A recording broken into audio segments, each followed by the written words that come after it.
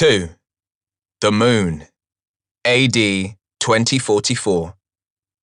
Narrated by Dorje Swallow. There was a double knock on the alloy door. The station commander, standing with his back to the room, looking out of the window, appeared for the moment not to hear it.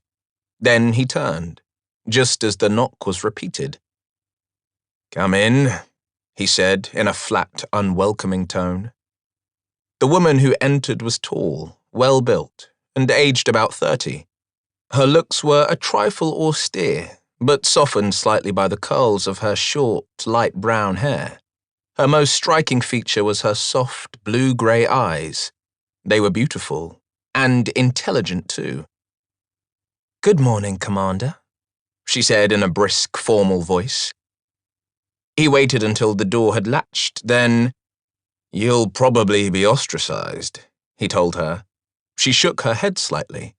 "My official duty," she said. "Doctors are different, privileged in some ways on account of being not quite human in others." He watched her come further into the room, wondering, as he had before, whether she had originally joined the service because its silky uniform matched her eyes, for she could certainly have advanced more quickly elsewhere. Anyway, the uniform certainly suited her elegant slenderness. "Am I not invited to sit?" she inquired. "By all means you are, if you care to. I thought you might prefer not," he told her. She approached a chair with the half-floating step that had become second nature and let herself sink gently onto it. Without removing her gaze from his face, she pulled out a cigarette case.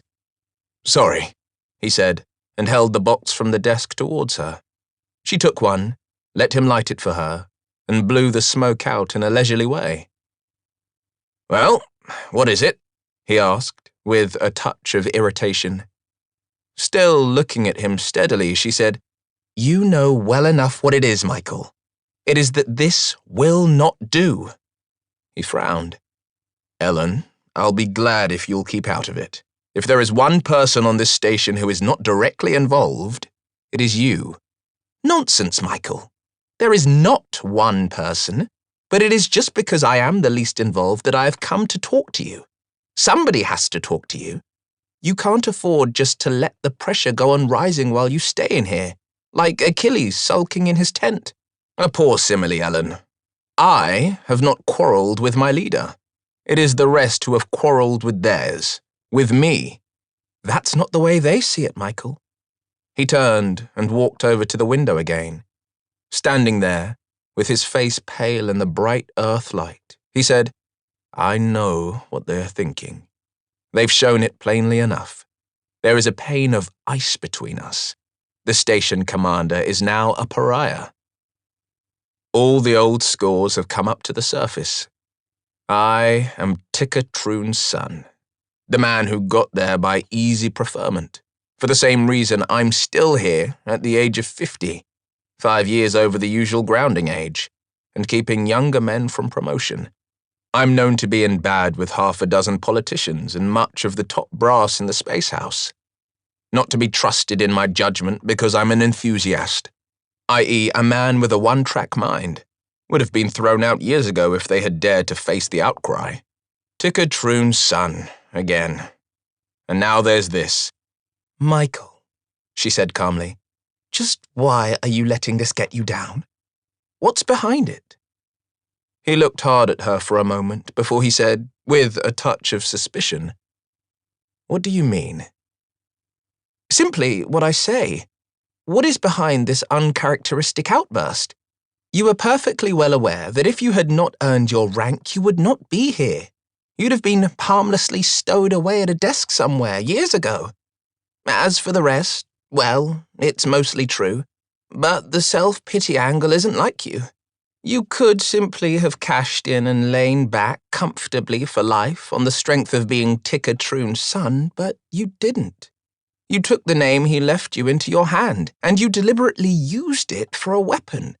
It was a good weapon, and of course it made enemies for you. So of course they maligned you. But you know, and hundreds of thousands of people know, that if you had not used it as you did, we should not be here today. There wouldn't be any British moon station, and your father would have sacrificed himself for nothing. Self-pity, he began indignantly. Phony self-pity, she corrected, looking at him steadily. He turned away. Would you like to tell me what the proper feeling is when, at a time of crisis, the men you have worked with and for, men that you thought had loyalty and respect, even some affection for you, turn icy cold and send you to Coventry? It certainly is not the time to feel pride of achievement, is it? She let the question hang for a moment. Then, understanding, she suggested. A more sympathetic consideration of the other man's point of view, and the state of his mind, perhaps? She paused for several seconds. We are none of us in a normal state of mind, she went on. There is far too much emotion compressed in this place for anyone's judgment to be quite rational. It's harder for some than for others, and we don't all have quite the same things uppermost in our minds, she added. Troon made no reply. He continued to stand with his back to her, gazing steadily out of the window. Presently, she walked across to stand beside him. The view outside was bleak. In the foreground, an utterly barren plain, a flatness broken only by various-sized chunks of rock and occasionally the rim of a small crater. The harshness of it was hard on the eyes, the lit surfaces so bright, the shadows so Stygian that if one looked at any one part too long, it dazzled and seemed to dance about. Beyond the plain, the mountains stuck up like cardboard cutouts. Eyes accustomed to the weathered mountains of earth found the sharpness, the height, the vivid jaggedness of them disturbing. Newcomers were always awed and usually frightened by them. A dead world, they always said, as they looked on the view for the first time. And they said it in hushed voices, with a feeling that they were seeing the ultimate dreadful place. Too facile, too earthbound a sensation, Troon often thought. Death implied corruption, decay, and change, but on the moon, there was nothing to corrupt, nothing that could change. There was only the impersonal savagery of nature, random, eternal, frozen and senseless, something the Greeks had glimpsed in their conception of chaos. Over the horizon to the right hung a fluorescent quarter segment of the earth, a wide wedge bounded on one side by the nightline and serrated at the base by the bare teeth of the mountains. For more than a minute, Troon gazed at its cold, misted blue light before he spoke. Then, "The idiot's delight," he said. The doctor nodded slowly. "Without doubt," she agreed. "And there we have it, don't we?" She turned away from the window and went back to the chair. "I know," she said, "or perhaps I should say, I like to think I know, what this place means to you. You fought to establish it, and then you had to fight to maintain it. It has been your job in life, the purpose of your existence, the second foothold on the outward journey. Your father died for it. You have lived for it. You have mothered, more than fathered, an ideal, and you have to learn, as mothers learn, that there has to be a weaning. Now, up there is war. It has been going on for 10 days, at God knows what cost, the worst war in history, perhaps even the last. Great cities are holes in the ground, whole countries are black ashes, seas have boiled up in vapor and fallen as lethal rain. But still, new pillars of smoke spring up, new lakes of fire spread out, and more millions of people die. The idiot's delight, you say. But to what extent are you saying that because you hate it for what it is? And to what extent are you saying it from fear that your work will be ruined? That there may come some turn of events that will drive us off the moon?" Troon walked slowly back and seated himself on a corner of the desk. "All reasons for hating war are good," he said, but some are better than others. If you hate it and want to abolish it simply because it kills people, well, there are a number of popular inventions, the car and the aeroplane, for instance, that you might do well to abolish for the same reason. It is cruel and evil to kill people, but their deaths in war are a symptom, not a cause. I hate war partly because it is stupid, which it has been for a long time, but still more because it has recently become too stupid, and too wasteful, and too dangerous. I agree. And then, too, of course, much of what it wastes could otherwise be used to further Project Space. Certainly. And why not? Here we are at last, close to the threshold of the universe, with the greatest adventure of the human race just ahead of us, and still this witless, parochial bickering goes on, getting nearer to race suicide every time it flares up. And yet, she pointed out, if it were not for the requirements of strategy, we should not be here now. He shook his head. Strategy is the ostensible reason, perhaps, but it is not the only reason. We are here because the quintessential quality of our age is that of dreams coming true. Just think of it. For centuries, we have dreamt of flying. Recently, we made that come true. We have always hankered for speed. Now we have speeds greater than we can stand. We wanted to speak to far parts of the earth. We can. We wanted to explore the sea bottom. We have. And so on and so on. And, two, we wanted the power to smash our enemies utterly. We have it. If we had truly wanted peace, we should have had that as well. But true peace has never been one of the genuine dreams. We have got little further than preaching against war in order to appease our consciences. The truly wishful dreams, the many-minded dreams, are now irresistible. They become facts. We may reach them deviously, and almost always they have an undesired obverse. We learnt to fly and carried bombs. We speed and destroy thousands of our fellow men. We broadcast, and we can lie to the whole world. We can smash our enemies, but if we do, we shall smash ourselves. And some of the dreams have pretty queer midwives, but they get born all the same. Ellen nodded slowly. And reaching for the moon was one of what you call the truly wishful dreams? Of course.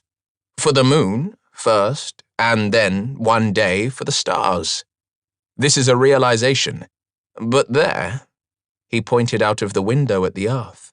Down there they are seeing us as a hateful silver crescent which they fear. That is the obverse of this particular dream. Nobody hated the moon until we reached it. For thousands of years it has been worshipped, honored and played to. Lovers sighed to it. Children cried for it.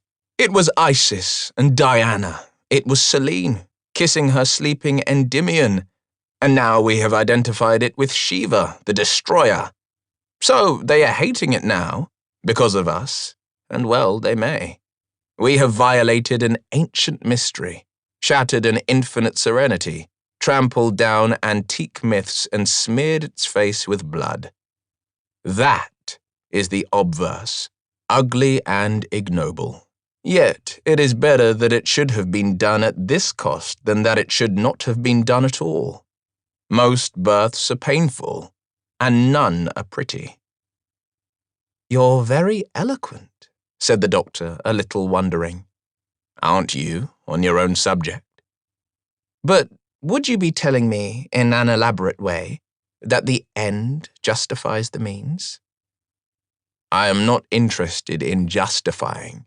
I am simply saying that certain practices which may be unpleasant in themselves can produce results which are not. There is many a flower which would not be growing if the dung had not happened to fall where it did. The Romans built their empire with savage cruelty, but it did make European civilization possible. Because America prospered on slave labor, she was able to achieve independence and so on. And now, Because the armed forces wanted a position of strategic advantage, they have enabled us to start out into space. To you, then, this station, she waved an encompassing hand, this is simply a jumping-off place for the planets. Not simply, he told her. At present, it is a strategic outpost, but its potentialities are far more significant. Far more important, you mean? As I see it, yes.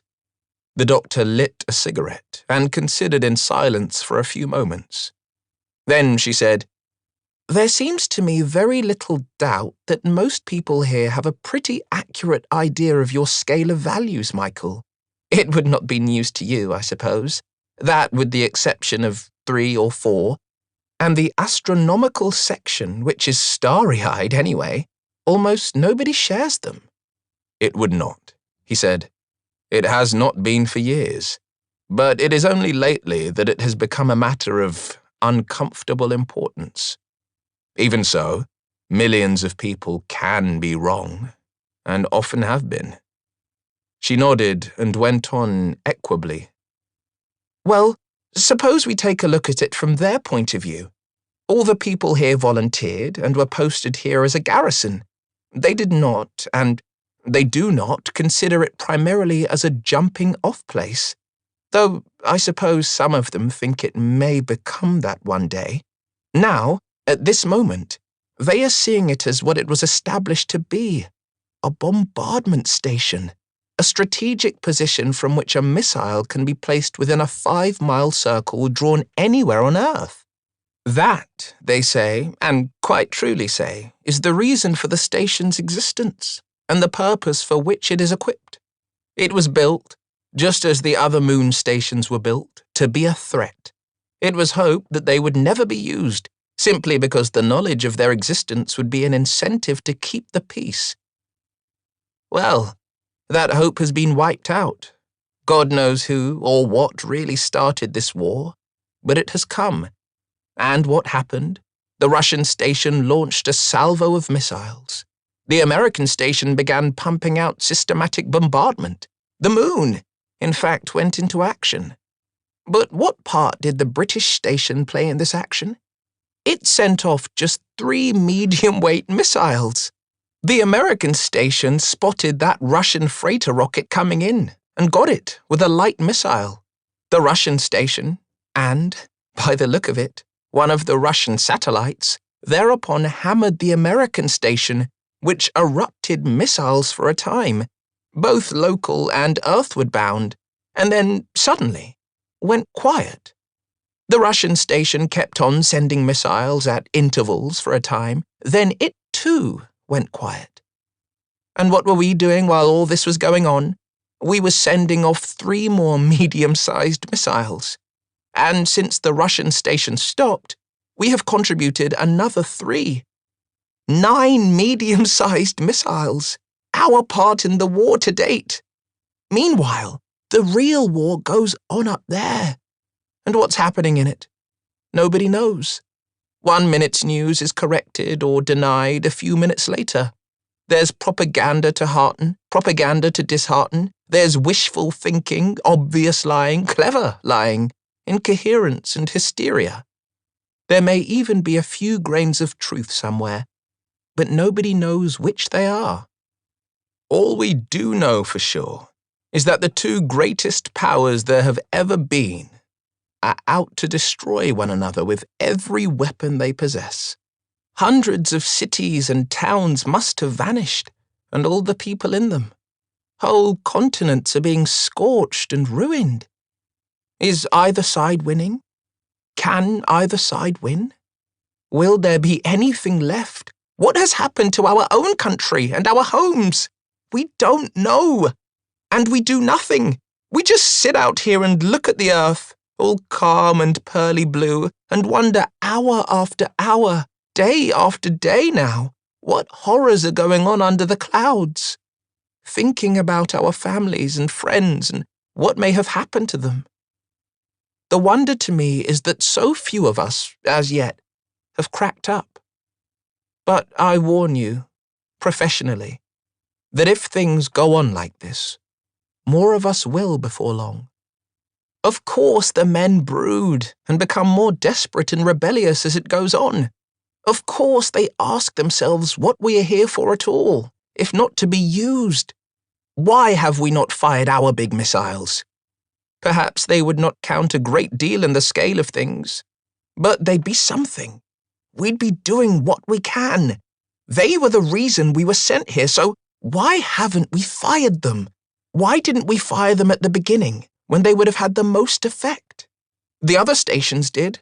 Why have we still not fired them even now? Can you tell us that?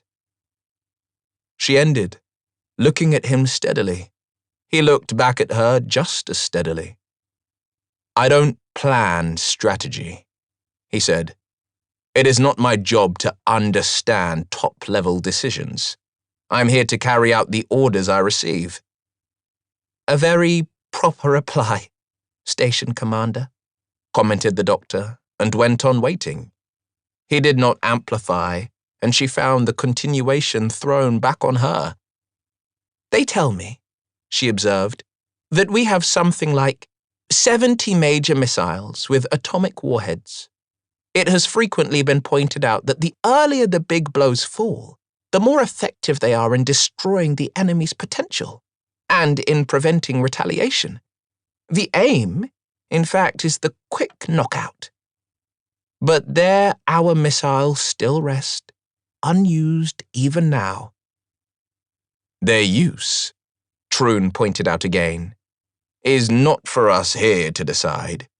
It is possible that the first intercontinental missiles did what was required, in which case it would simply be waste to launch these. It is not impossible, either, that if they are held in reserve, there could be a point when our ability to continue the bombardment might be decisive. She shook her head. If the strategic targets have been destroyed, what is there left for decisive bombardment? These aren't weapons for use against armies in the field. What is worrying our personnel is, why weren't our weapons used on the right kind of targets at the right time? Troon shrugged. This is a pointless discussion, Ellen. Even if we were able to fire without orders, what should we aim at? We've no idea which targets have been destroyed or which are only damaged. Indeed, for all we know, some of the target areas may now be occupied by our own people. If we had been needed, we should have had the orders. The doctor remained quiet for a full half-minute, making up her mind. Then she said forthrightly, I think you had better understand this, Michael. If there is not some use made of these missiles very soon, or if there is not some intelligible statement about them from HQ, you are going to have a mutiny on your hands. The commander sat quite still on the corner of the desk, looking not at her, but towards the window. Presently, as bad as that? He asked. Yes, Michael. About as bad as it can be, short of open rebellion. I wonder what they think they'll get out of that. They aren't thinking much at all. They're worried sick, frustrated, feeling desperate, and needing any kind of action to relieve the tension. So they'd like to unhorse me and poop off major atomic missiles just for the hell of it. She shook her head, looking at him unhappily. It's not exactly that, Michael. Oh dear, this is difficult. It's because a rumor has got round that they should have been sent off. She watched him as the implication came home. At length he said, with icy calmness, I see. I'm supposed to have the other Nelson touch, the blind eye. Some of them say so. A lot of the rest are beginning to wonder.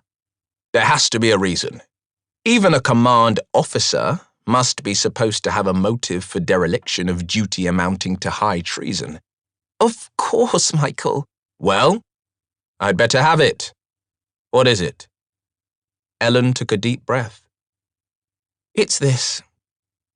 So long as we don't send those missiles, we may be safe.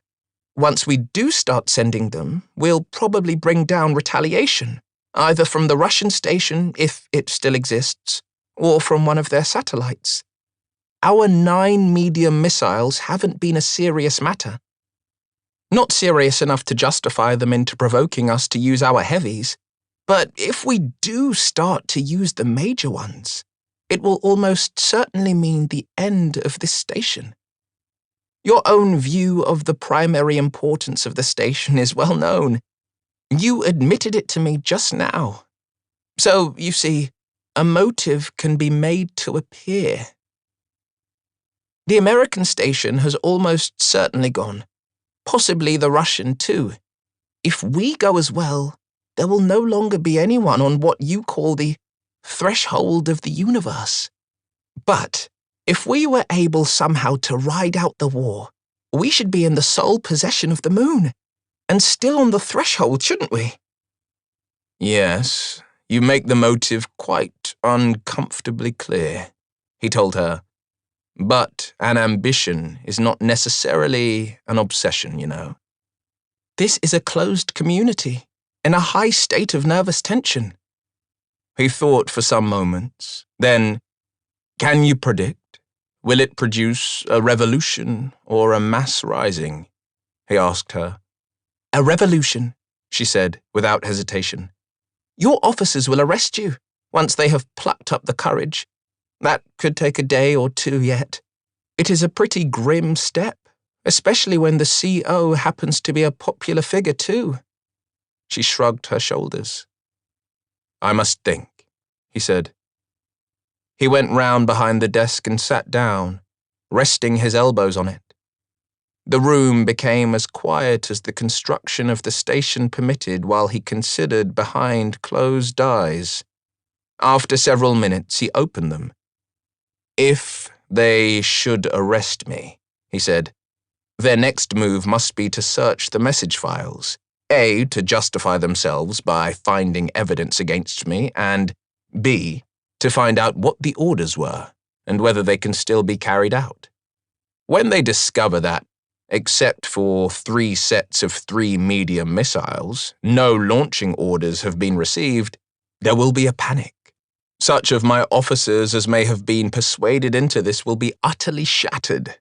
You can't just apologize to your CO for arresting him as a traitor and expect it to be left at that. There will be just one hope left. So someone more decisive than the rest will radio HQ that I have had a breakdown, or something of the kind, and request a repeat of all launching orders. When that brings nothing but a repetition of the same 3 sets of 3, they'll be really sunk. Then, I should think, there will be a split. Some of them will have cold feet and be for taking the consequences before matters get even worse. A number of men are bound to say, in for a penny, in for a pound, and want to launch the missiles anyway. Some will have swung back and argue that if HQ wanted launchings, they would have said so. So why risk a further act of wanton insubordination which will probably bring enemy reprisals anyway?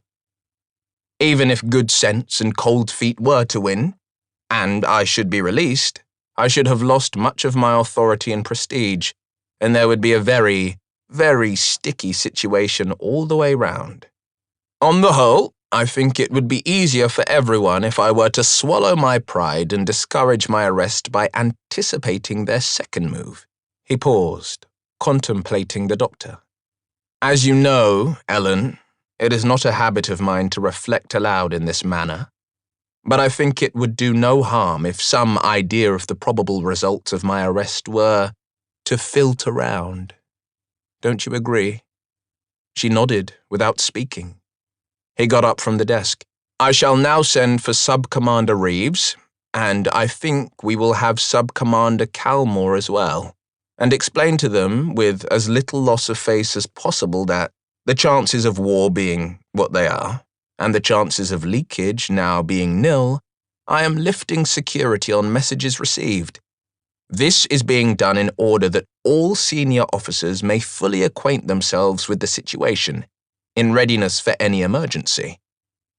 This should have enough deflationary effect to stop them from making that particular kind of fool of themselves, don't you think? But won't they just say that you must have destroyed the relevant messages? She objected. Oh, that one won't do. There's service procedure. They will be able to compare my file with the code sections files, and that with the radio section's logbook, and they'll find they all tie up. She went on studying him. I still don't understand why our missiles have not been launched, she said. No? Well, perhaps all will be revealed to us one day. In the meantime, suppose we just go on obeying our orders. It's really much simpler. But I am extremely grateful to you, Ellen. I had not thought it had got so far yet. Let's hope that tomorrow will show, if not a great change of feeling, at least a less awkward choice of scapegoat. And now, if you will excuse me, I will send for those two.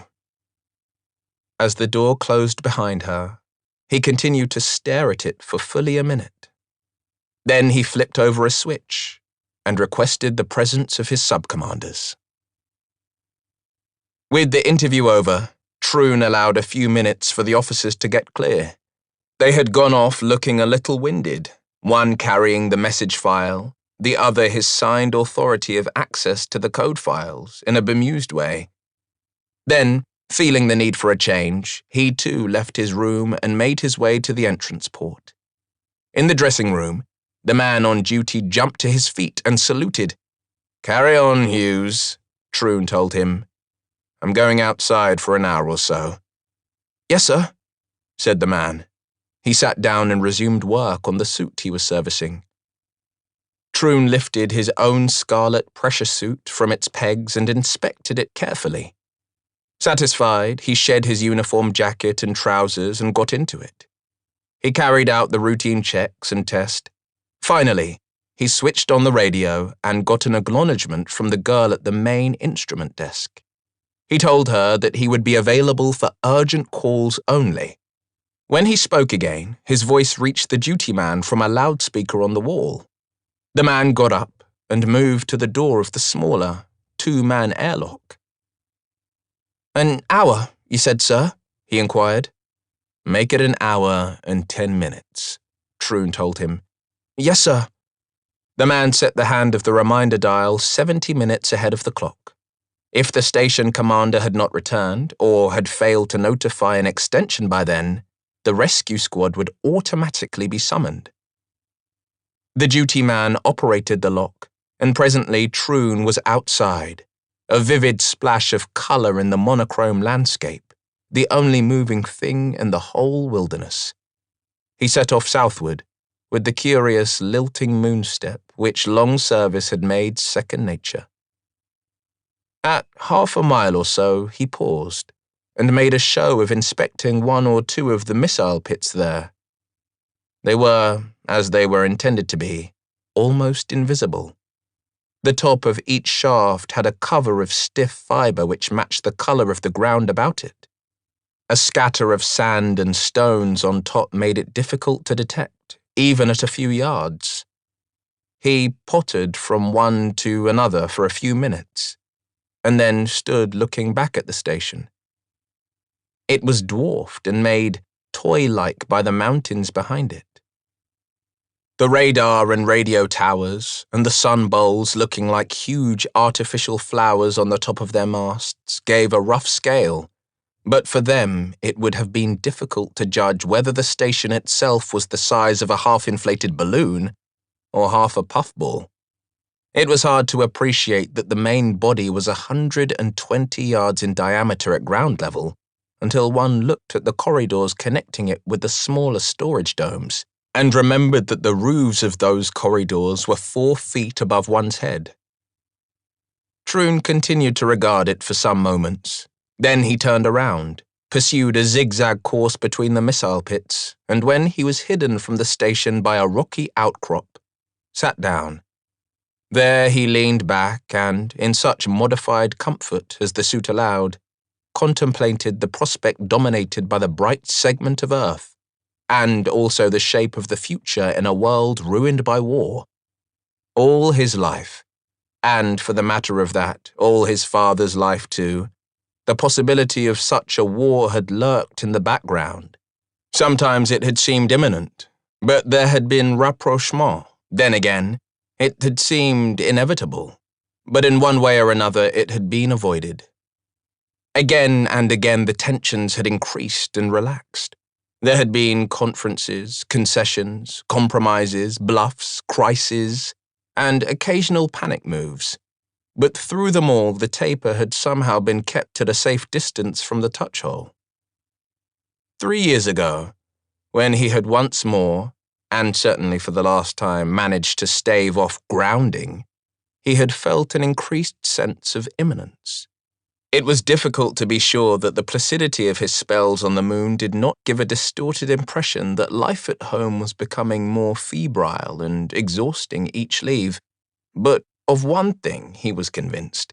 He had no intention of spending his retirement in one of the regions that grew tense with the jitters 2 or 3 times every year. It was for that reason he had sold his house, the house that had been presented to his mother in tribute to the memory of his father, and moved his family 4,000 miles to a new home in Jamaica. Ridding himself of the house had been satisfactory in another way too, for to him it had symbolized the superhuman obligation of living up to his father's legendary reputation. It had been a solidification of the shadows that his father had unwittingly cast over him since he was 12 years old. Looking back on his life, it was only those years before he was 12 that appeared sunlit and halcyon. He, his mother, and his grandfather had then lived quietly and happily in a roomy cottage. They had their friends and neighbors. He had his own school friends in the village. Beyond that small circle, they had been, except for his grandfather's reputation as a classical scholar, unnoticed and unknown. And then, in the September of his 13th year, had come the breakup. A man called Talents had somehow stumbled across the story of Troon and the missile, and had applied to the authorities for the lifting of the security ban. After 12 years, there was no good reason for silence, and, indeed, had been none for some time. 4 satellite stations had for several years been known to be in position, the British one, 2 fair-sized Russian ones, and the huge American one. The existence of space mines was no longer a secret, nor was the fact that all the stations now carried means to combat them. Talents, therefore, had managed to carry his point and, presently, to produce his book. It was a good book, and the publishers spared nothing on the publicity that launched it. The conveniently timed citation of a posthumous VC for Troon helped too, and the book went straight into the epic class. It sold by the 100,000s. It was seized upon by translators at once, and went into all languages save those allied with the intransigent 6th, where it was believed that the space station was a Soviet invention. It was filmed, televised, digested, and strip-treated until, a year later, there was scarcely a man, woman, or child outside the Soviet Empire who did not know of Troon and his exploit. For his son, it had been all very exciting at first, suddenly to discover that one had a hero father, to be invited to big parties, to have news writers and cameramen besieging, to take the seat of honor at a premiere, to be introduced on platforms were great thrills. Soon, however, he had become awkwardly conscious of his ignorance, and of people's disappointment when their talk of space meant nothing to him. To overcome that, he had begun to read books on astronomy and spacework.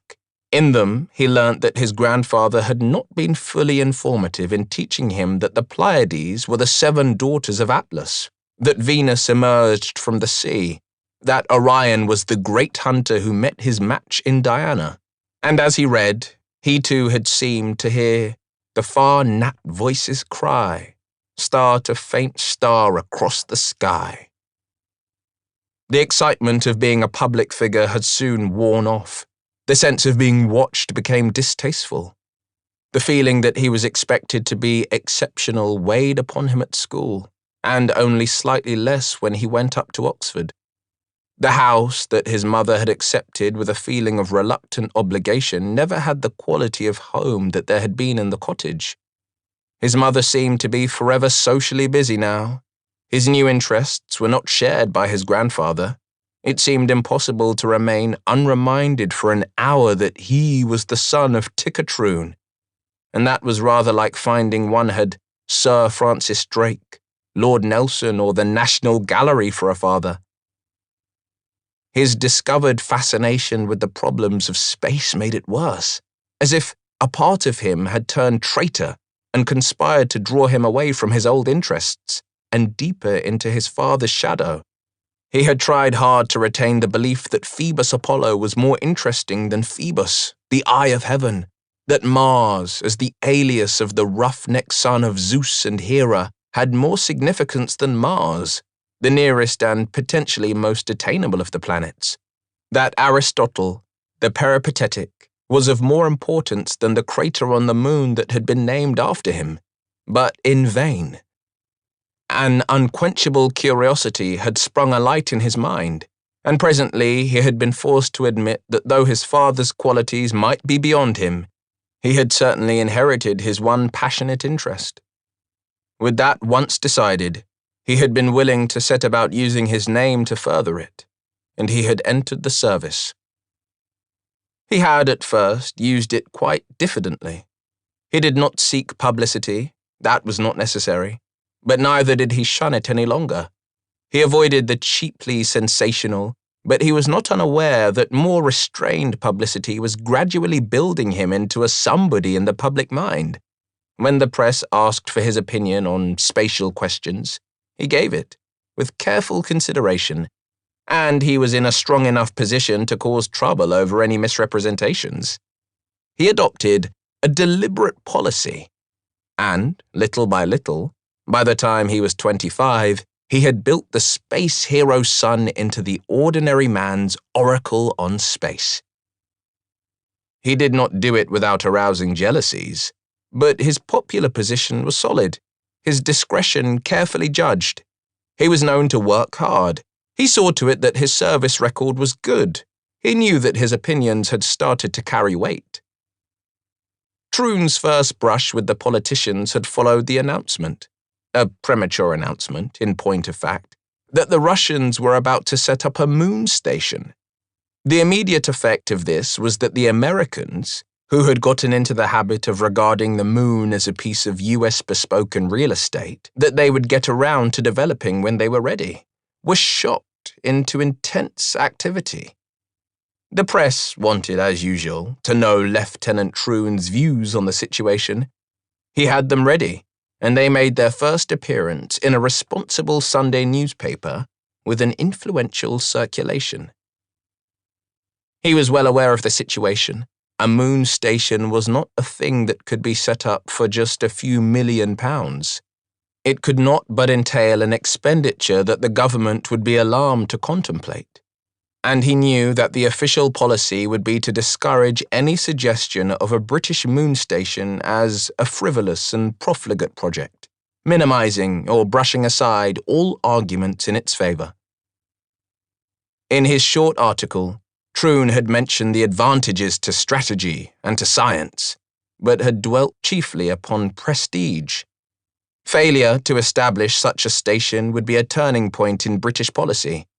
It would amount to the first concrete confession that Britain was content to drop out of the van. That, in fact, it was now willing to admit itself as a second or third-rate power. It would be public confirmation of the view, held in many circles for some time now, that the British had had their day, and were dwindling into their sunset, that all their greatness would soon lie with that of Greece, Rome, and Spain, in their past. Troon's first carpeting over the matter was by his CO. He then trod a number of ascending carpets until he found himself facing a somewhat pompous undersecretary, who began, as the rest had done, by pointing out that he had broken service regulations by publishing an unapproved article, and then worked round by degrees to the suggestion that he might, Upon reconsideration, find that a moon station had little strategic superiority to an armed satellite station, and that if the Americans and Russians did build them, they would be wasting material and money.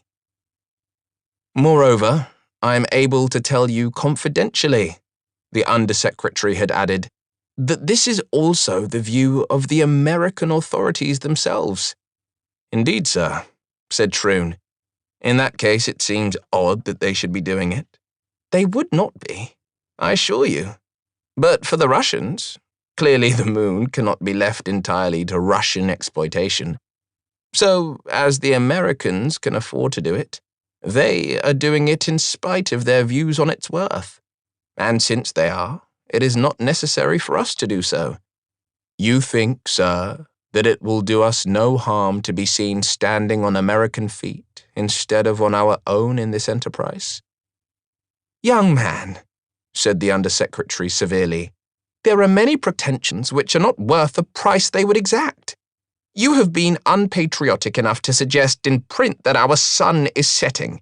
I emphatically deny that. Nevertheless, it has to be admitted that whatever we have been, or whatever we may be, we are not, at present, one of the wealthier nations. We cannot afford such an extravagance for mere ostentation. But if we do keep out of this, sir, our prestige cannot fail to suffer, whatever arguments we may advance. As for the American denial of strategic value, I have heard it before, and I continue to regard it as wool-pulling.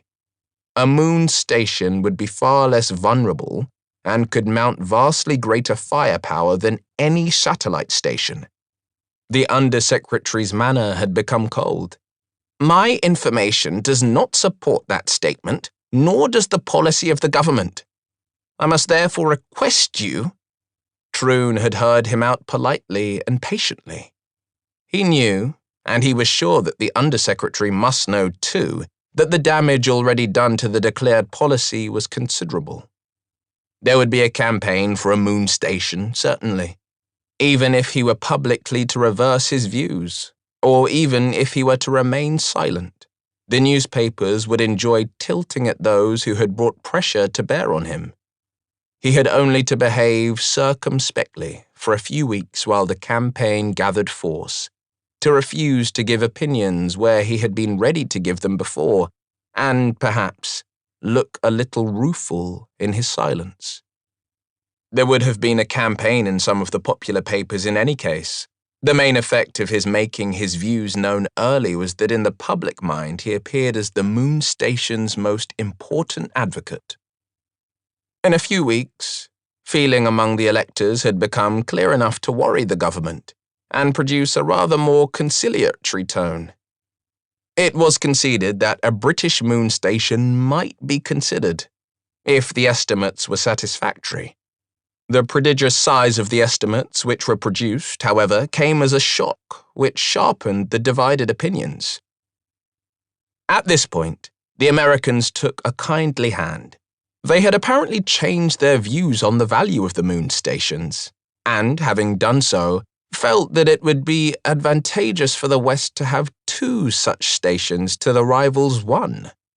Accordingly, they offered to advance a part of the cost and supply much of the equipment. It was a generous gesture.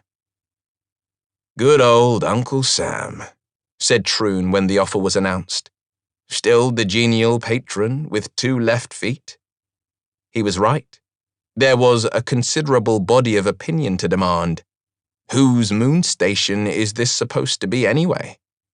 Nevertheless, the number of noughts to the cost remained intimidating. Presently, there was a rumor in circulation that the wrong kind of thinking, to put it at its least slanderous, was going on at high levels, that there was actually in existence a scheme by which a station could be established at a cost very considerably under half the present estimates, and that Troon, son of Troon, thought well of it. Troon had waited quietly. Presently he found himself again invited to high places. He was modestly surprised and could not think how the proposal came to be connected with his name, but as a matter of fact, well, yes, he did happen to have seen a scheme. Oh, no. It was quite an error to think it had anything to do with him. A complete misunderstanding. The idea had been worked out by a man called Flanderis. It certainly had some interesting points. Yes, he did know Flanderis slightly. Yes, he was sure that Flanderis would be glad to explain his ideas. The American and Russian expedition seemed, insofar as their claims had ever been sorted out, to have arrived on the moon simultaneously, the former landing in Copernicus, the latter in Ptolemy, both claiming priority, and both consequently announcing their annexation of the entire territory of the moon. Experience with the satellite stations had already shown that any romantic ideas of a Pax Coelestis should be abandoned, but as each expedition was highly vulnerable, both concerned themselves primarily with tunneling into the rock in order to establish strongholds from which they would be able to dispute their rights with greater confidence. Some 6 months later, the smaller British expedition set down in the crater of Archimedes, with the Russian 600 miles away beyond the Apennine Mountains to the south, and the American 400 miles or so to the northeast. There, in contrast with their intensively burrowing neighbors, they proceeded to establish themselves on the surface. They had, it was true, one drilling machine, but this, compared with the huge tunneling engines of the others that had cost a good many times their weight in uranium to transport, was a mere toy which they employed in sinking a series of 6-foot diameter pits. The Flanderis dome, essentially a modification of domes used in the Arctic for some years, was a simple affair to erect. It was spread out on a leveled part of the crater floor, coupled with hoses and left to inflate. With only the light gravity of the moon weighing down its fabric, the outer casing was fully shaped at a pressure of 8 pounds, Earth, per square inch.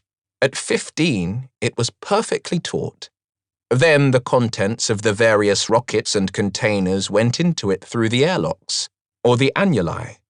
The air-regenerating plants were started up, the temperature controls coupled, and the work of building the station inside the dome could begin. The Americans, Troon recalled, had been interested. They reckoned it quite an idea for use on a moon where there did not happen to be any Russians about, but on one where there were, they thought it plain nuts and said so. The Russians themselves, he remembered with a smile, had been bewildered. A flimsy contrivance that could be completely wrecked by a single old-fashioned HE shell was in their opinion utter madness and a sitting temptation. They did not, however, yield to the temptation, since that would almost certainly precipitate untimely action by the Americans. Nevertheless, the presumption of a declining power in arriving to settle itself blandly and unprotected in the open while two great powers were competing to tunnel themselves hundreds of feet into the rock was a curious piece of effrontery. Even a less suspicious mind than the Russian could well have felt that there was something here that was not meeting the eye. They instructed their agents to investigate. The investigation took a little time, but presently the solution forthcame, an inconvenient clarification. As had been assumed, the pits that the British had been busily drilling at the same time that they built their station into the dome were missile shafts. This was similar to the work being done by the other two parties themselves, except that where the Americans also used pits, the Russians favored launching ramps. The more disturbing aspect of it came to light later. The British system of control, it appeared, was to use a main computing engine to direct the aim and setting of any missile. Once the missile had been launched, it was kept on course by its own computer and servo systems. The main computer was, unlike the rest of the station, protected in a chamber drilled to a considerable depth. One of its more interesting features was that in certain conditions it was capable of automatically computing for and dispatching missiles until all were gone. A quite simple punched card system was used in conjunction with a chronometer, each card being related to a selected target. One of the conditions which would cause this pack of cards to be fed to the computer was a drop in the station's air pressure. 15 pounds per square inch was its normal, and there was allowance for reasonable variation. Should the dome be so unfortunate, however, as to suffer a misfortune sufficient to reduce the air pressure to 7 pounds, the missile dispatching mechanism would automatically go into action. All things considered, it appeared highly desirable from the Russian point of view that the Flanders dome should not suffer any such misadventure. During the years that had intervened between the establishment of the station and his succeeding to command of it, Troon had taken part in a number of expeditions. Some, such as that which had visited the Apennines, had consisted of 14 or 15 men travelling with their supplies on tractors, surveying, mapping, photographing as they went, spending their sleeping periods in small Flanders domes holding several men, where they could remove their pressure suits to eat and attain some degree of comfort. Others, ranging further, were 2, 3 or 4-man trips on jet-borne platforms. Tractor operations were limited by the huge cracks which radiated from the crater to form impassable obstacles, many of them more than 100 miles in length and a mile wide. The cracks were at most times awesome clefts of unknown inky depth. Only when the sun was overhead, or shining up their length, was one able to see the rocky debris which choked them several miles below, and it was only at such times that the geologists turned selenologists were able to take their jet platforms down and make their brief notes while the light lasted. Troon, who had rapidly become something of a selenologist himself, had nursed from the time of the landing an ambition to see and record something of the moon's other side. According to rumor, the Russians had, within a year of their arrival, sent an ill-fated expedition there, but the truth or otherwise of the report remained hidden by the usual Slav passion for secrecy. It was one of Troon's regrets that exploration would have to wait on further development of the jet platforms, but there was no reason to think that the invisible side held any surprises. Photographs taken from circling rockets showed no more than a different pattern of the same pieces, mountains, seas, and craters innumerable. The regret that exploration must fall to someone else was no more than minor. Most of what he had wanted to do, he had done. The establishment of the moon station was the end to which he had worked, maneuvered, and contrived. He had given Flanders the idea of the dome and helped him to work it out, and, when that looked like being rejected for its vulnerability, he had briefed another friend to produce the solution of automatic reprisals which they had called Project Stalemate. It was better, he had thought then, and still thought, that the affair should appear to be a composite achievement rather than a one-man show. He was satisfied with his work. He had almost reconciled himself to handing over the command in another 8 months, with the thought that the station's future was secure, for however much it might be begrudged as a charge on the armed forces, the discovery of rare elements had given it practical importance. The astronomers attached great value to the station, and the medical profession, too, had found it useful for special studies. But now, there had come this war, and he was wondering whether that might mean the end of all the moon stations. If this one survived, would there be the wealth or even the technical means left to sustain it when the destruction was finished? Was it not very likely that everybody would be too busy trying simply to survive in a shattered world to concern themselves with such exotic matters as the conquest of space? Well, there was nothing he could do about that. Nothing but wait and see what the outcome was, and be ready to seize any opportunity that showed. And it was still possible that there might be no one left on the moon by the time it was over. The signs were that the two giants had felled one another already. One could do no more than hope that the threat of Project Stalemate would continue to ward off attack by the Russian satellite stations if they were still in working order.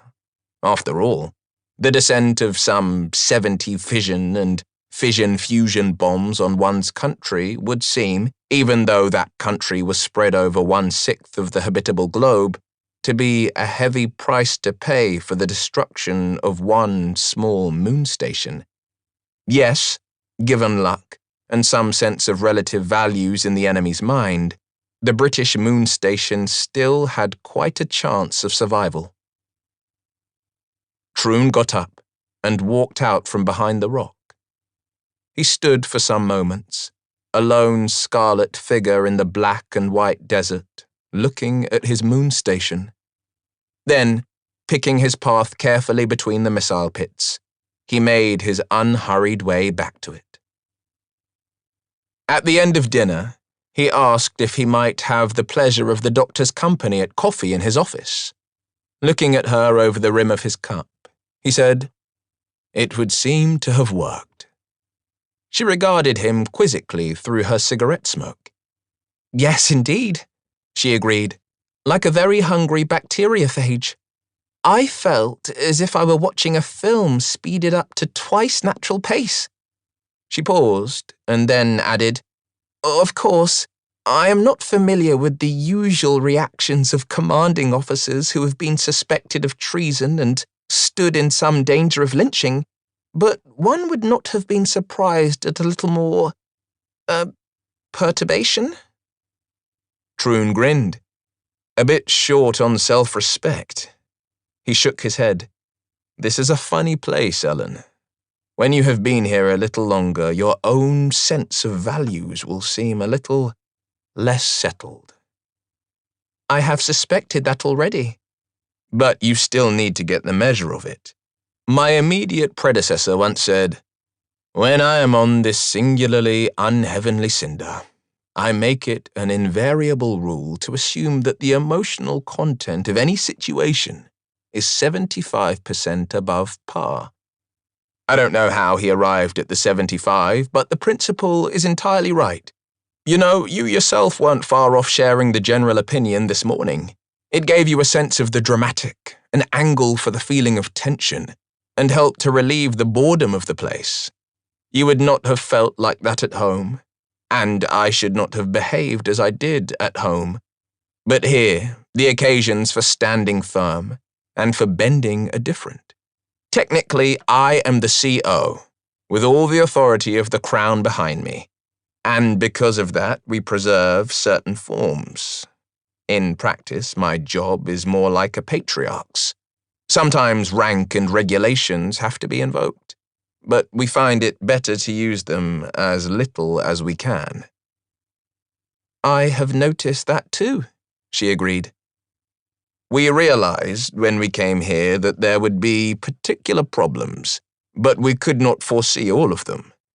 We realized that we'd need men able to adapt to life in a small community, because they would be restricted almost all the time to the station. We had them vetted for claustrophobic tendencies too.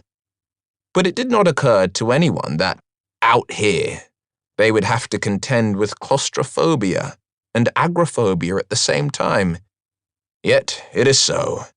We are shut in a vast emptiness. It made a pretty grim mental conflict for a lot of them, and morale went down and down. After a year of it, the first station commander began to battle for an establishment of women clerks, orderlies, and cooks. His report was quite dramatically eloquent. "If this station," he wrote, "is required to keep to its present establishment, then, in my considered opinion, a complete collapse of morale will follow in a short time. It is of the utmost importance that we take all practical steps which will help to give it the character of a normal human community. Any measures that will keep this wilderness from howling in the men's minds, and the horrors of eternity from frostbiting their souls, should be employed without delay. Good Lyceum stuff, that, but true all the same. There was a great deal of misgiving at home, but no lack of women volunteers, And when they did come, most of them turned out to be more adaptable than the men. And then, of course, the patriarchal aspect of the CO's job came still more to the fore. It is no sort of a place for a disciplinarian to build up his ego. The best that can be done is to keep it working as harmoniously as possible. I have been here long enough to take its pulse fairly well as a rule. But this time, I slipped up. Now, I don't want that to happen again, so I'd be glad of your further help to see that it doesn't. We've dislodged this particular source of trouble, but the causes are still there. The frustrations are still buzzing about, and soon, they're going to find a new place to swarm. I want the news early, the moment they look as if they have found it. Can I rely on you for that? But seeing that the cause, the immediate cause, that is HQ's failure to use us, I don't see that there is anything here for them to concentrate the frustration on. Nor do I. But since they cannot reach the high brass back home, they will find something or other to sublimate it on. Believe me. Very well. I'll be your ear to the ground. But I still don't understand. Why? Why doesn't HQ use these missiles? We know we should be plastered, wiped out in an attempt to put the main computer out of action, but most of the men are past caring about that. They have reached a sort of swashbuckling, Gotterdammerung state of mind by now. They reckon that their families, their homes, and their towns must have gone, so they are saying, what the hell matters now? There is still just a hope that we are being reserved for a final, smashing blow, but when that goes, I think they'll try to fire them themselves. Troon thought a little. Then he said, I think we have passed the peak of likelihood of desperate action. Now that they are sure that no firing orders were received, they must, most of them, swing over to the proposition that we are being conserved for some decisive moment, with the corollary that if our missiles are not available when they are called for, the whole strategy of a campaign could be wrecked. After all, could it not come to the point where the last man who still has ammunition holds the field? For all we can tell, we may at this very moment be representing a threat which dominates the whole situation. Someone could be saying, unconditional surrender, now. Or, we'll bomb you again from the moon. If so, we are rather an emphatic example of, they also serve. Yes, she said after reflection. I think that must be the intention. What other reason could there be? Troon looked thoughtfully after her as she left. Her predecessor would have spread such a theory, offered as her own, all round the station in half an hour. He was not quite sure yet how much Ellen talked and who listened to her. However, that would soon reveal itself. In the meantime, he turned to the day's reports and spent an hour filling in the station's log and his own private log. Before leaving the office, he went over to the window again. The scene had not changed greatly since morning. The crater floor was still harsh in the sunlight of the long lunar day. The cut-out mountains looked just the same as they had for 10 million years. The nacreous earth had moved only a few degrees and still hung with the nightline half across her face, and the other half veiled. Presently he sighed and turned towards the door of his sleeping cabin. The jangle of the bedside telephone woke Troon abruptly. He had the handpiece to his ear before his eyes were well open. Radar watch here, sir, said a voice with a tinge of excitement behind it. 2 UFOs observed approaching southeast by south. Height 1,000, estimated speed under 100. 2 what? Inquired Troon, collecting his wits. Unidentified flying objects, sir. He grunted. It was so long since he had encountered the term that he had all but forgotten it. You mean jet platforms? He suggested. Possibly, sir. The voice sounded a little hurt. You've warned the guard? Yes, sir. They're in the lock now. Good. How far off are these, UFOs? Approximately 40 miles now. Right. Pick them up televisually as soon as possible and let me know. Tell Switchboard to cut me in on the guards link right away. Troon put down the telephone and threw back the bed covers. He had barely put a foot on the floor when there was a sound of voices in his office next door. One, more authoritative than the rest, cut across the babble. 0, boys. Open her up. Troon, still in his pajamas, went through to his office and approached his desk. From the wall speaker came the sound of breathing and the creak of gear as the men left the lock. A voice said, Damned if I can see any bloody UFOs. Can you, Sarge? That, said the sergeant's voice patiently, is southeast by south, my lad. Okay, but I still can't see a bloody UFO. If you... Sergeant Whitley, said Troon into the microphone. A hush fell over the party. Yes, sir. How many are you? 6 men with me, sir. 6 more following. Arms? Light machine gun and 6 bombs each man, sir. 2 rocket tubes for the party. That'll do. Ever used a gun on the moon, Sergeant? No, sir. There was a touch of reproof in the man's voice, but one did not waste ammunition that had cost several pounds a round to bring in. Troon said, Put your sights right down. For practical purposes, there is no trajectory. If you do have to shoot, try to get your back against a rock. If you can't do that, lie down. Do not try to fire from a standing position. If you haven't learnt the trick of it, you'll go into half a dozen back somersaults with the first burst. All of you got that? There were murmured acknowledgements. I don't for a moment suppose it will be necessary to shoot, Troon continued. But be ready. You will not initiate hostilities, but at any sign of a hostile act, you, Sergeant, will reply instantly, and your men will give you support. No one else will act on his own. Is that clear? Yes, sir. Good. Carry on now, Sergeant Whitley. To a background sound of the sergeant making his dispositions, Troon hurried into his clothes. He was almost dressed when the same voice as before complained. Still, I don't see no bloody... Yes, I do though, by God! Something just caught the light to the right of old Mammoth Tooth. See? At the same moment, the telephone rang. Troon picked it up. Got the telly on them now, sir. 2 platforms. 4 men on one, 5 on the other. Scarcely any gear with them. Wearing Russian-type suits. Headed straight this way. Any weapons? None visible, sir. Very well.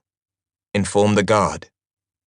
He hung up and listened to the sergeant receiving and acknowledging the message while he finished dressing. Then he picked up the telephone again to tell the switchboard. Inform the WO's mess that I shall observe from there, and switch the guard link through to there right away. He glanced at the looking glass, picked up his cap, and left his quarters with an air of purpose, but carefully unhurried. When he arrived at the WO's mess on the southeast side, the 2 platforms were already visible as shining specks picked out by the sunlight against the spangled black sky. His officers arrived at almost the same moment and stood beside him, watching the specks grow larger. Presently, in spite of the distance, the clear airlessness made it possible to see the platforms themselves, the pinkish-white haze of the jets supporting them, and the clusters of brightly coloured spacesuits upon them. Troon did not try to judge the distance. In his opinion, nothing less precise than a rangefinder was any use on the moon. He clicked on the hand mic. Sergeant Whitley, he instructed, extend your men in a semicircle and detail one of them to signal the platforms down within it. Control, cut my guard link now, but leave me link to you. Guard link cut, sir. Is your standby with you? Yes, sir. Tell her to search for the Russian intercom wavelength. It's something a little shorter than ours as a rule. When she finds it, she is to hold it until further notice. Does she speak Russian? Yes, sir. Good. She is to report at once if there is any suggestion of hostile intention in their talk. Cut me in on the guard link again now. The two platforms continued smoothly towards them, dropping on a long slant as they came. The sergeant's men were prone, with their guns aimed. They were deployed in a wide crescent. In the middle of it stood a lone figure in a suit of vivid magenta, his gun slung, while he beckoned the platforms in with both arms. The platform slowed to stop a dozen yards short of the signaller, at a height of some 10 feet. Then, with their jets blowing dust and grit away from under them, they sank gently down. As they landed, the space-suited figures on them let go of their holds and showed empty hands. One of them is asking for you, sir. In English, Control told him. Cut him in, Troon instructed. A voice with a slight foreign accent and a trace of American influence said, Commander Troon, please allow me to introduce myself. General Alexei Gudenkovich Beduriev of the Red Army. I had the honor to command the moon station of the USSR. Commander Troon speaking, General. Did I understand you to say that you had that honor? He gazed out of the window at the platforms, trying to identify the speaker. There was something in the stance of a man in a searing orange suit that seemed to single him out. Yes, Commander. The Soviet moon station ceased to exist several Earth days ago. I have brought my men to you because we are very hungry. It took a moment for the full implication to register, and then Troon was not quite sure. You mean you have brought all your men, General? All that are left, Commander. Troon stared out at a little group of 9 men in their vivid pressure suits. The latest intelligence report, he recalled, had given the full complement of the Russian station as 356. He said, Please, come in, General. Sergeant Whitley, escort the General and his men to the airlock. The General gazed round at the officers assembled in their mess. Both he and his aide beside him were looking a great deal better for 2 large meals separated by 10 hours of sleep. The lines of hunger and fatigue had left his face, though signs of strain remained. Gentlemen, he said, I have decided to give you an account of the action of the moon station of the USSR while it is fresh in my mind, for several reasons. One is that I consider it a piece for the history books, and for the military experts too. Another is that although it appears to have brought the campaign in this theater to a close, the war still continues, and none of us can tell what may happen to him yet.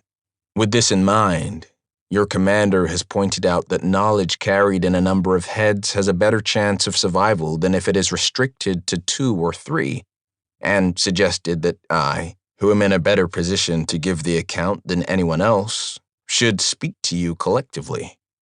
This I am not only honored, but glad to do, for it seems to me important that it should be known that our station fell to a new technique of warfare, an attack by dead men.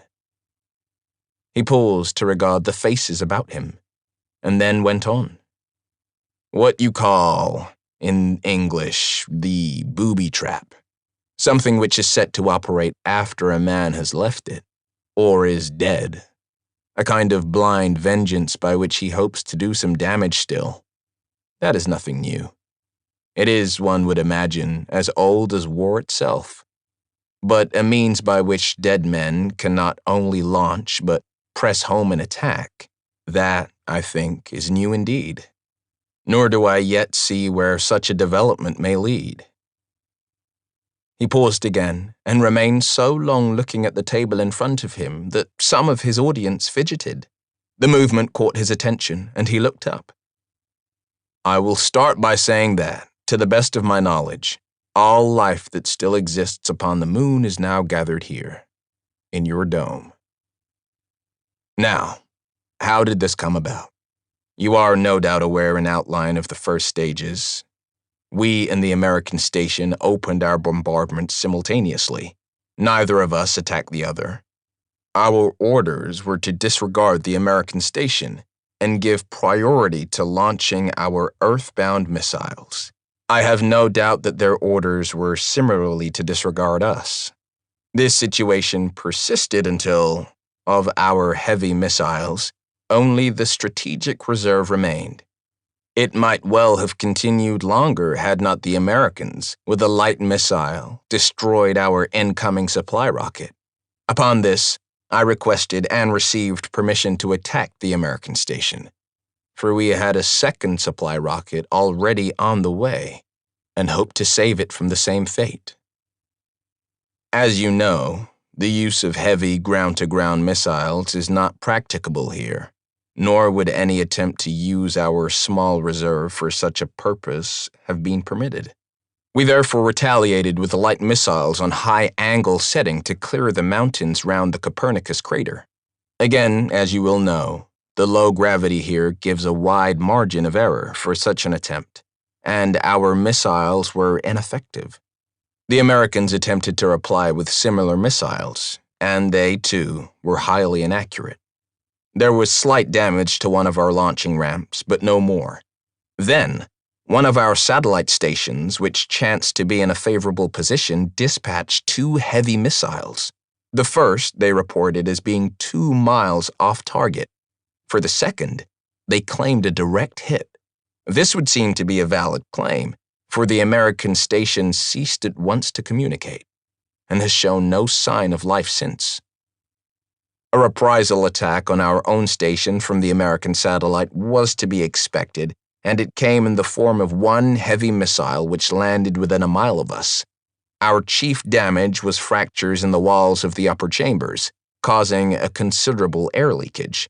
We had to close them off with bulkheads, while we sent men in spacesuits to caulk the larger fissures and spray the walls and roofs with plastic sealing compound.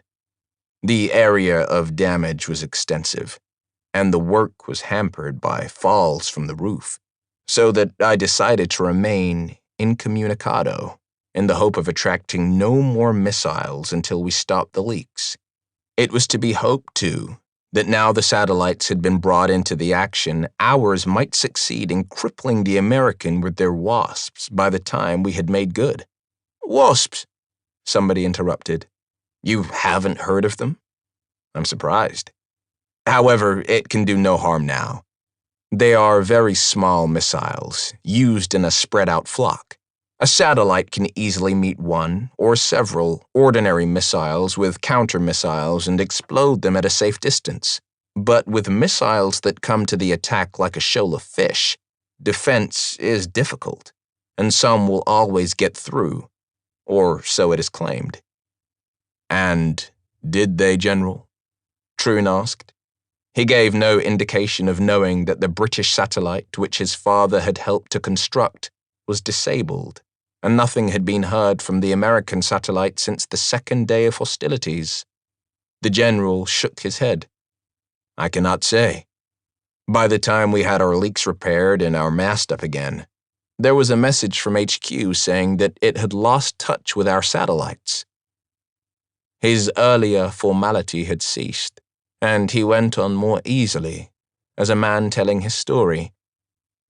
We thought then that we had, as you say, come through, but it was not yet certain that there would be no further attack or that more cracks in the roof might not open, so we kept our suits handy. That was very fortunate for some of us.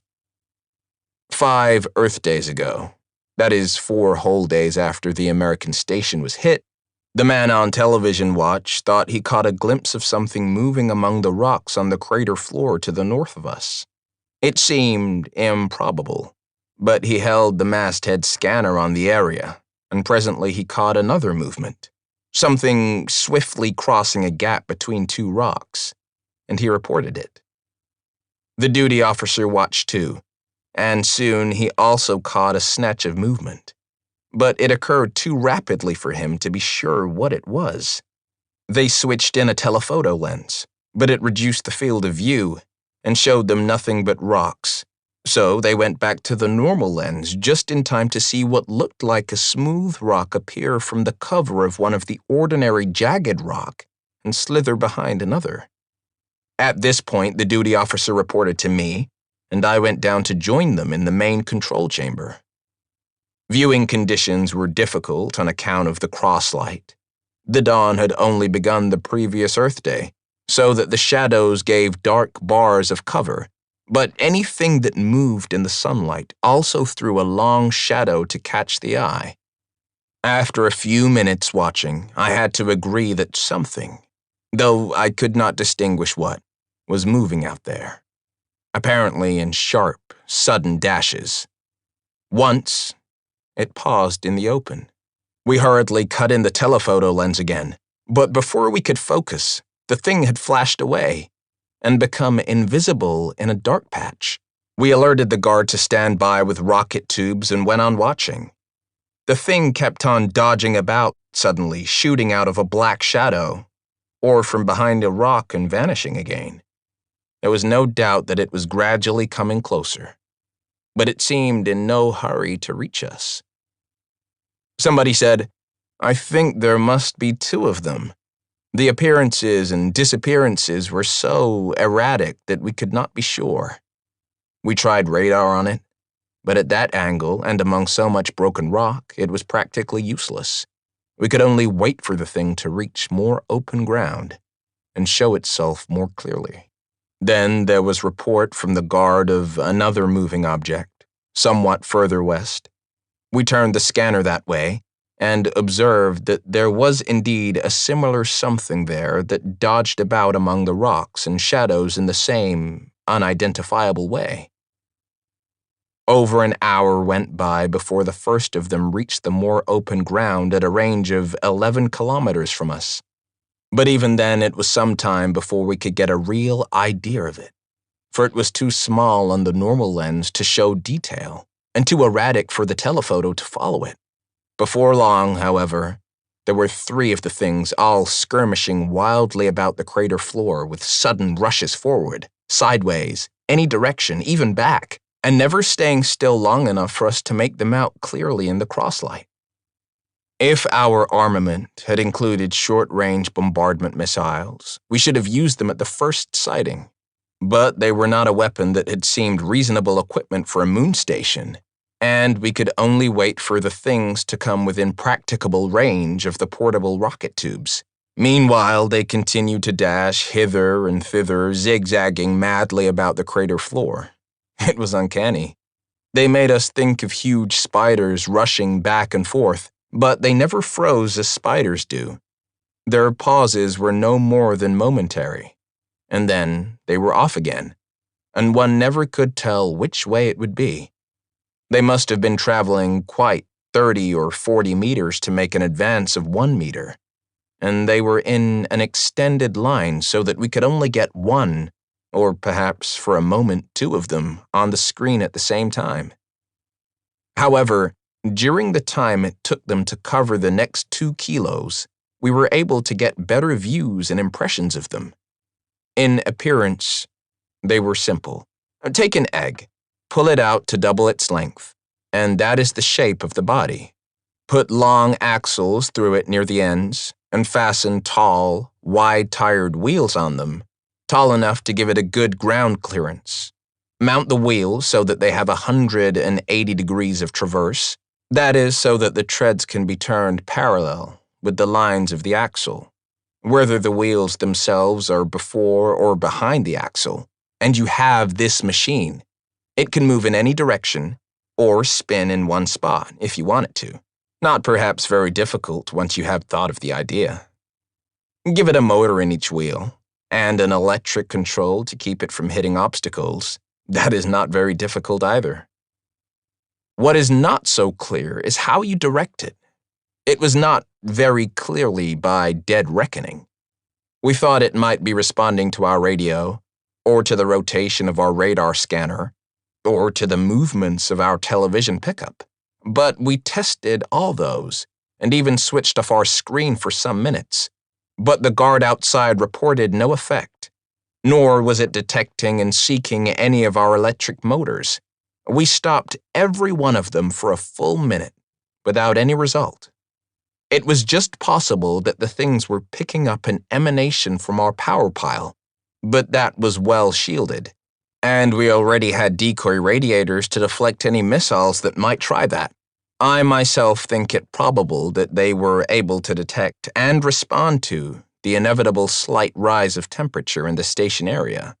If so, there was nothing we could have done about it. The general shrugged, shook his head, and frowned. He went on, "What we faced, in essence, was a seeking missile on wheels. Not difficult to construct, though scarcely worth attempting for use in a simple form. Too easy a target for the defense. So what those Americans had done, the frightening thing they had done, was to introduce a random element. You see what I mean? They had put in this random stage and somehow filtered the control through it." He thought again for a moment.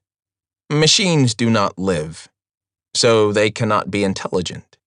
Nevertheless, it is in the nature of machines to be logical. The conception of an illogical machine seems to be a contradiction in terms. If you deliberately produce such a thing, what have you? Something that never existed in nature. Something alien. What you have done is to produce madness without mind. You have made unreason animate and set it loose. That is a very frightening thing to think about. But here, among these not-quite machines that were scuttering about the crater floor like water boatmen on a pond, there was a controlling thread of ultimate purpose running through the artificial madness. Their immediate actions were unpredictable, insane, but their final intention was just as sure as the bomb that each was carrying in its metal belly. Think of a maniac. A gibbering idiot, with one single continuing thread of intention, to murder.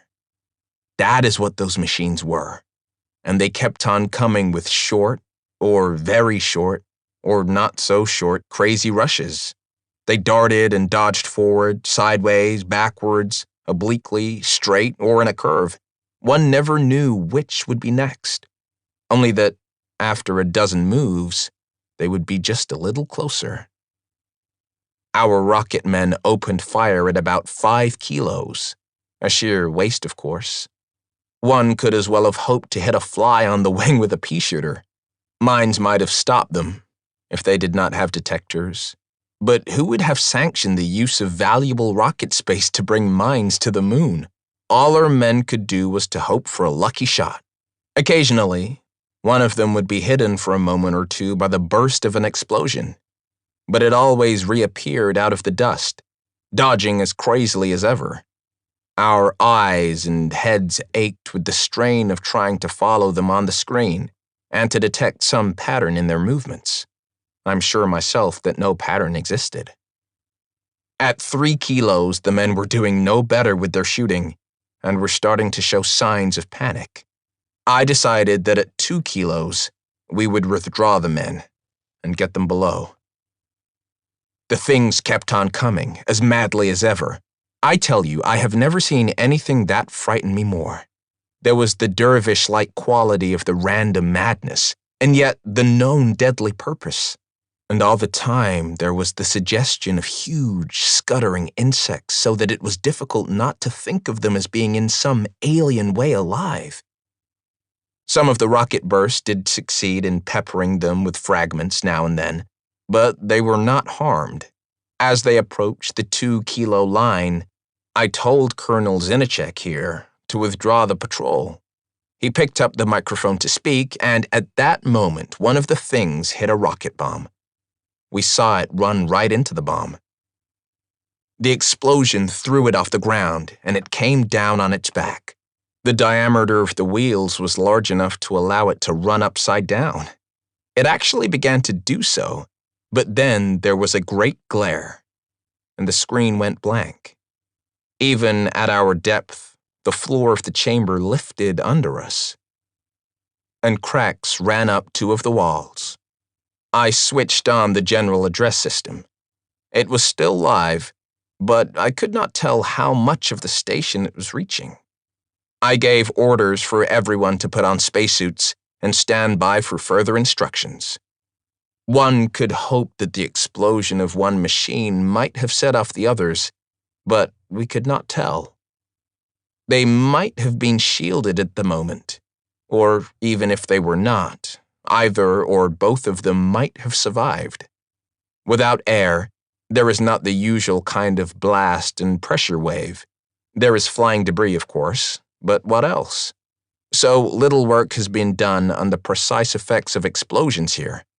Our mast had gone again, so that we were without radar or television.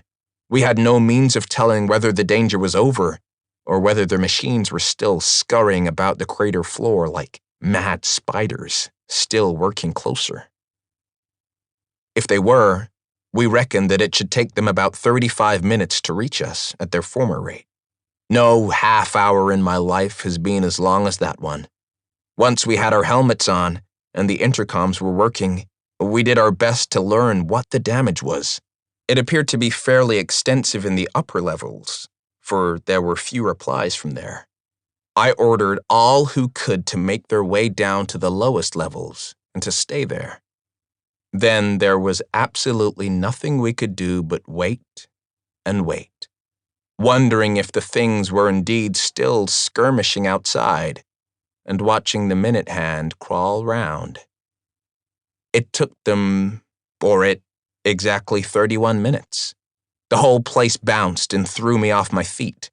I had a glimpse of cracks opening in the roof and walls, then the light went out, and something fell on me. I don't need to go into details about the rest.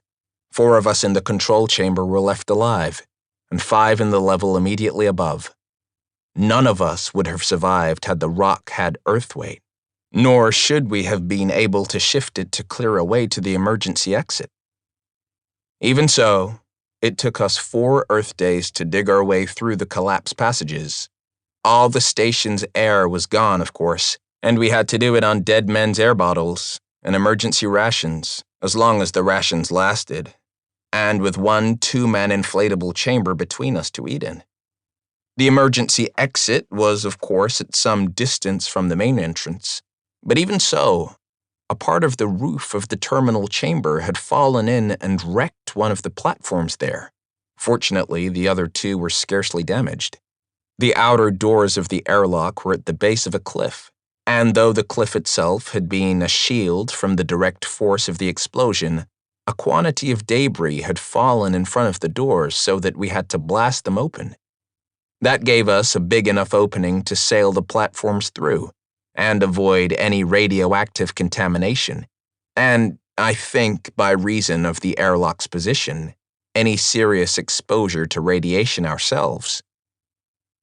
He looked round the group of officers. "It has been chivalrous of you, gentlemen, to take us in. Let me, in return, assure you that we have no intention of making ourselves a liability. On the contrary, there is a large food store in our station. If the cisterns have remained intact, there is water. Also, there are air regeneration supplies, but we need drilling gear to get at these things. If, when my men are rested, you can let us have the necessary gear, we shall be able to add very considerably to your reserves here." He turned to the window and looked at the shining segment of earth. "And that may be as well, for I have a feeling that we may be going to need all the supplies we can collect." When the meeting was broken up, Troon took the general and his aide along to his own office. He let them seat themselves and light cigarettes before he said, "As you will understand, General, we are not equipped here to deal with prisoners of war. I do not know your men. Our station is vulnerable. What guarantees can you give against sabotage?" "Sabotage?" exclaimed the general. "Why should there be sabotage? My men are all perfectly sane, I assure you.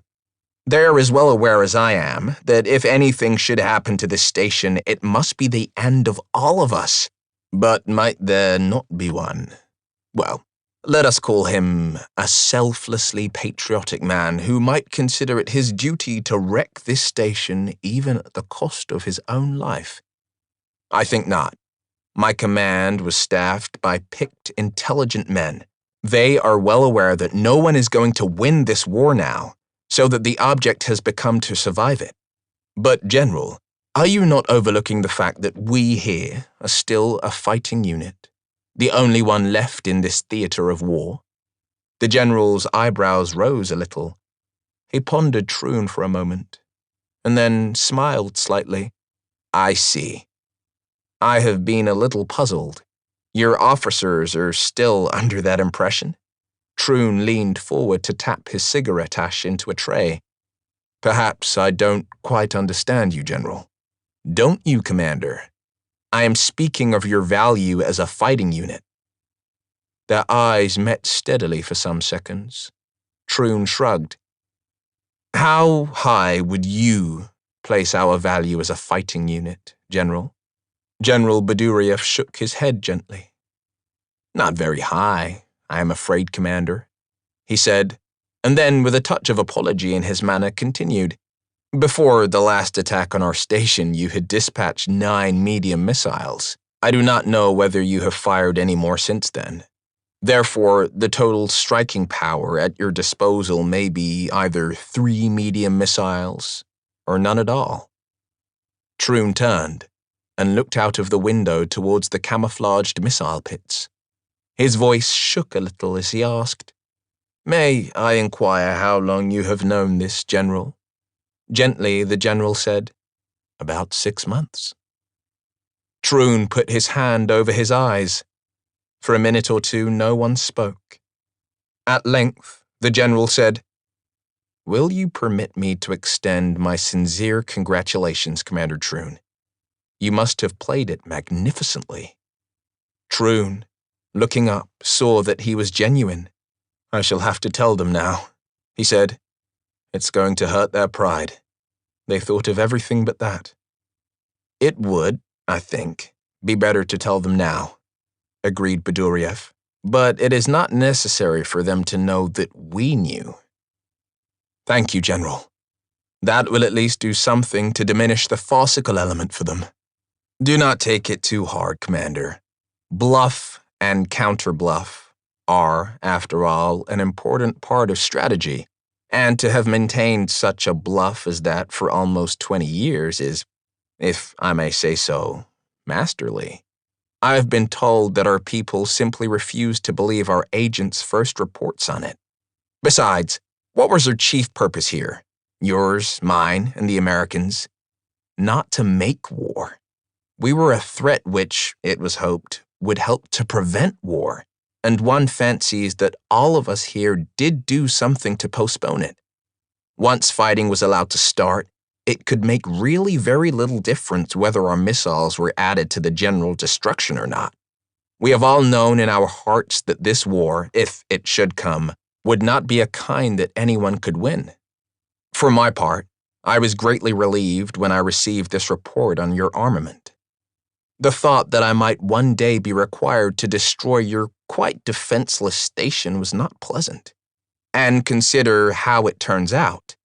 It is simply because your weapons were a bluff that your station still exists, and because it exists, that we have still a foothold on the moon. That is important. Troon looked up. You think so too, General?